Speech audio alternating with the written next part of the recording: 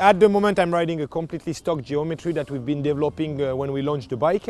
So that's L Race, which is actually giving us the possibility to have like a fairly long front center for proper racing abilities, fairly high speed, with a fairly short standstill that is actually give you the possibility to have still a very good handling for the back end. So a general bike that is not super long in the wheelbase, but with a very long ratio on the front center. The shape shifter is a little gas spring that is actually helping us to completely change the kinematic of the bike.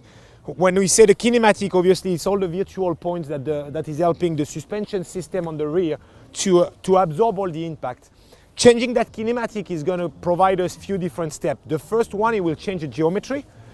When we're going to have two positions, one with a high and one with a low BB, and one with a slacker head angle and one with a head angle that is a lot steeper. This will actually change also the general travel of the bike from 130 to 160 millimeter of travel, and also the stiffness, the general compression of the suspension, so we'll make it harder when it's going up and obviously softer when you're going to be going down.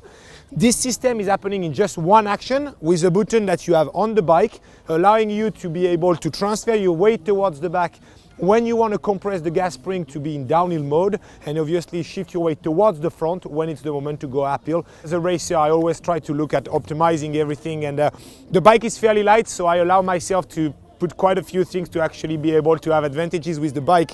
So we put a Monarch with a lockout system, which is actually helping me to have like a stiffer compression when it's needed in downhill or uphill mode, so that's an extra advantage that I can have in certain positions. And after that, just standard transmission, standard brakes, standard tires and wheels that I've been using. When you are on very dynamic trail where you need to transfer your masses, having some weight on the bike is sometimes better. So that's why we got back to a bottle cage and a bottle to put some of the weight on the frame and in the center of the frame for the right gravity masses. The dumper is standard. One of the things that I found on all the testing we have done is that we find a way to get like a very low friction on the fork that is actually on all fork right now, and we're just getting a very low friction. The only thing that is very specific to it is that I got like a big stash of spacer to actually have a big ramp. I have 3 spacer now, and some of the races I'm almost using 4. And it's a standard 160 travel and a standard dumping cartridge. That chainring is a chainring I've been developing in the past when I was doing downhill, and since I had many accidents and a shorter leg and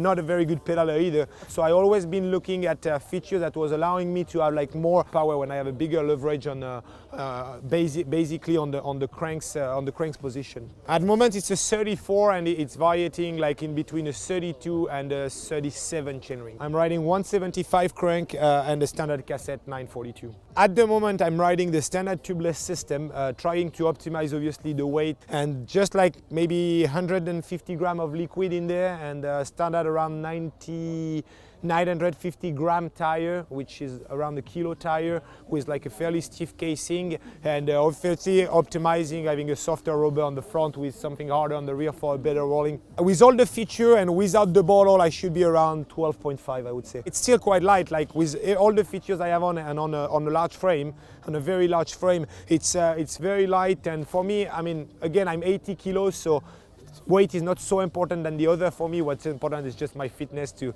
just carry all my weight around. What I've been learning in Enduro over the years is that obviously most of the stages are fairly like tight in the trees, and being tall is often not an advantage. So I can't allow myself to have a bike that is too stable, because obviously the speeds are a lot lower than what we have in downhill, and there is definitely a compromise that was needed to be out there. And at the moment the geometry I have and 65.5, 65 degree head angle is for me largely suitable for Enduro, especially if you have a long front center. One of the things that I realized riding Enduro is like we get a lot of vibration like in downhill, but sometimes it's not for 3-5 minutes, for 10 minutes. And we made like an inner shell that is open just right by where the rubber is to just take off the vibration. So we have basically the shell that is everywhere around the grip except where we actually have pressure. So it's giving you quite a bit of movement. That's a carbon bar, 780. I use 780 some races. I go down all the way to 765. For sure, lowering the handlebar, bringing the handlebar a lot narrower, changing the position, the cleat position also when it's moment to pedal. It's definitely a few things that we had to adapt. It's not always my favorite riding style, but that's definitely a way to be efficient in Enduro racing, for sure. I've been riding that bike for more than a year and a half now, 2 years, and the dynamism and the compromise in between the dynamism and stability, the way, the geometry is something that makes it very polyvalent. And I think in general trail riding and enduro races is definitely a great tool, and I've been enjoying it so far.